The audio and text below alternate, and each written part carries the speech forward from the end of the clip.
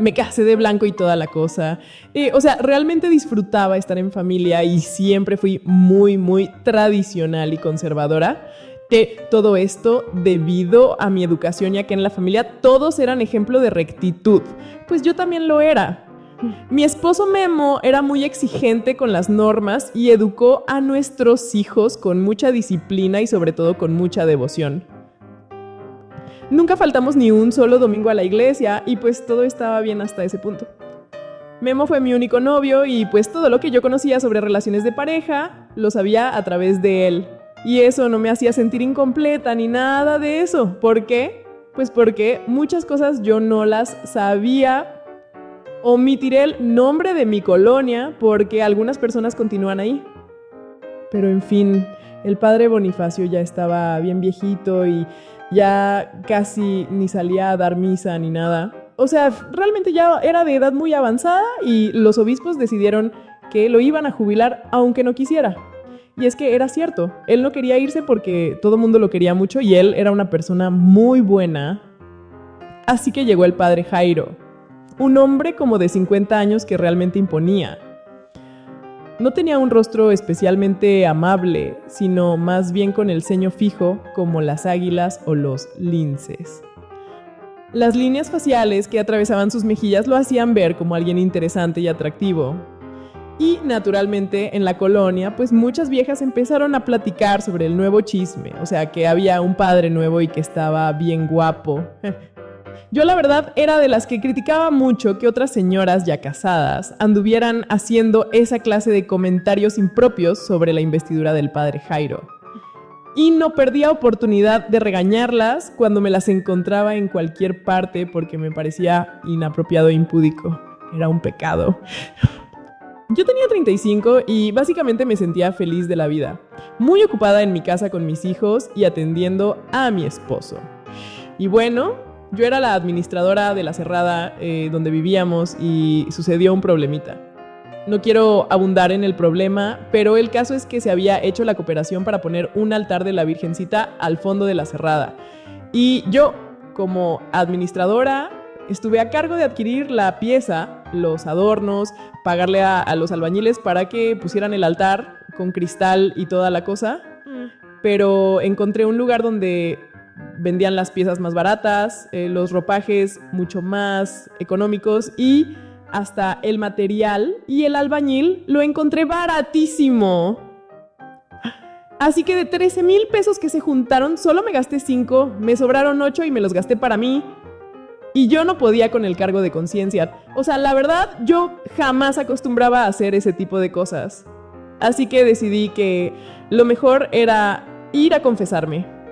Así que un viernes fui a la iglesia, pero el padre Bonifacio ya de plano ni atendía. No lo vi por ninguna parte y en eso salió Jairo. Se acercó lentamente. Y miren, generalmente un padrecito te transmite mucha bondad y mucha tranquilidad. Pero por alguna razón Jairo no me transmitía eso. De hecho me ponía nerviosa y ni siquiera quería mirarlo a los ojos. Se acercó y me preguntó que qué deseaba y le dije que confesarme. Me dijo que no era día para recibir personas y yo, pues ya contenta con eso ya me iba, pero me dijo que haría una excepción. Así que fue por su estola y yo me senté a un ladito del confesionario. Llegó y comencé a contarle lo del dinero. Yo podía mirarlo perfectamente a través de la cosita como rejita de tela por donde se habla. Miraba su perfil casi perfecto, su nariz recta, sus ojos con la mirada siempre hacia el frente, su mandíbula cuadrada y una barba que azuleaba porque recién crecía. Y yo no podía dejar de pensar en eso que veía. Incluso Jairo varias veces me pedía que continuara, porque yo hacía muchas pausas porque me perdía en esa maldita mandíbula perfecta y esa mirada cuyas cejas pobladas descendían casi hasta tapar el párpado. Al final no sé ni qué demonios me dio de penitencia, pero yo pasé al frente para besarle la mano en señal de reverencia, respeto y agradecimiento. Pero, ¡Dios mío! Esa mano así, la pura mano me hipnotizaba. No solo por lo enorme, sino que pletórica de vellos, sus venas recorrían todo su dorso y articulación metacarpiana. Prácticamente, cuando mis labios se posaron en el dorso de aquella mano, mis labios hicieron un cortocircuito indiscutible y no pude evitar acariciar mi mejilla con tan hermosa extremidad. Rápidamente, Jairo quitó su mano, me dio la bendición y se marchó. Yo me fui a la casa con una sensación bien curiosa. Me sentía súper bien, en serio. Me sentía genial, pero al mismo tiempo sentía el cuerpo bien ligerito y lacio, casi como si no tuviera fuerzas para sostenerme de pie. En la semana, la gente con la que hablaba en la calle, en el mercado o en la escuela de mis hijos, siempre me tenía que decir las cosas 2 veces porque parecía que yo ni ponía atención a lo que me decían. Y es que yo seguía pensando en esa mano, y cada que lo hacía sentía como toques eléctricos. Pero eso no era lo curioso, sino que aquellos toques que sentía se originaban, no sé cómo explicarles. Hagan de cuenta que del ombligo hacia abajo, pero muy, muy abajo. Y el domingo fuimos a misa y yo les juro que como nunca la disfruté, yo miraba con devoción a Jairo casi como si fuera un santo y trataba de observar con todo detalle sus manos que ya habían estado en mi mejilla y su mandíbula cuadrada tan viril y con la barba azuleándole. En algún momento pensé que Memo se daría cuenta, pero no. La verdad, a veces Memo ni me pelaba. O sea, era un papá excelente, pero había veces que no me volteaba a ver ni cuando le servía su café por las mañanas. Y bueno, pues el lunes me hice un tiempo para ir a la iglesia. Le dejé a mis hijos, a mi suegra y fui, no sé, no tenía nada en mente. Solo quería volver a ver a Jairo y no me importaba si eso se consideraría pecado o no. Solo era como si mis piernas se gobernaran solas y se dirigieran al confesionario sin más esperanza que tocar. Y ya, con eso tendría suficiente. Estuve sentada un rato en una de las bancas y como si mis plegarias hubiesen sido escuchadas, apareció Jairo con ese gesto adusto y masculino que lo caracterizaba. Se acercó y me dijo, oye, quisiera abundar más sobre lo que me contaste la vez pasada. Creo que no va a bastar la penitencia que te di, tienes que hacer algo más. Yo, como si estuviera en medio de un sueño, le dije que sí y pasamos a una oficinita que estaba detrás de la iglesia. Tomé asiento y de inmediato Jairo me empezó a decir que debería decirle a los vecinos lo sucedido y devolver el dinero que me había clavado. Pero él hablaba y yo solo veía su boca moverse con cada vocal y con cada consonante, imaginando cosas. Cosas prohibidas que si Dios escuchara, seguramente me iría al infierno. Yo solo imaginaba puntos especialmente estratégicos en donde esos labios podrían estar y desatar tempestades furiosas. Yo tenía perfectamente ubicados esos lugares y no paraba de imaginarlos. Pero Jairo una vez más me interrumpió y me dijo, ¿escuchaste lo que te acabo de decir? Pienso que yo era una especie de víctima de una fuerza imparable que jugaba conmigo y me tenía presa sin ninguna forma de escapar. No estaba entendiendo por qué me estaban pasando estas cosas. Yo no las pedí, simplemente las sentía. Me levanté de mi incómoda sillita y me acerqué a Jairo. Todavía recuerdo mi brazo extendiéndose hacia el frente con la punta de mi dedo en posición como de señalar. Y la yema de mi dedo se colocó en sus labios en actitud de decirle que guardara silencio. Yo francamente pensé que él se levantaría indignado y me diría algo como apártate, mujer impúdica, arderás en el infierno con Satanás y sus ángeles. Pero en vez de eso, de pronto, la yema de mi dedo estaba en una fase de exploración inaudita. Y eso fue el inicio de mi boleto al infierno, de mi condenación eterna. Me hinqué como si estuviera pidiendo perdón por todo lo mala que había sido, no solo la última vez, sino por todos los pecados que yo habría cometido en mi vida.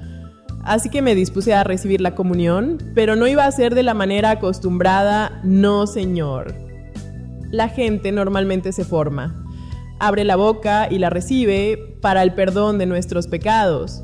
Y yo hice lo mismo, pero en realidad esto no sería para el perdón, sino para cometer otros pecados indecibles y avergonzantes. Mientras yo engullía con los ojos cerrados, pensaba que probablemente me iría al infierno, pero si me iba a ir, tendría que ser con causas plenamente justificadas. Era como si yo degustara una paleta de hielo enorme que calma la sed y refrescan a cualquiera en una tarde calurosa. El escritorio se convirtió en el escenario fatal. Básicamente sería mi potro de tortura.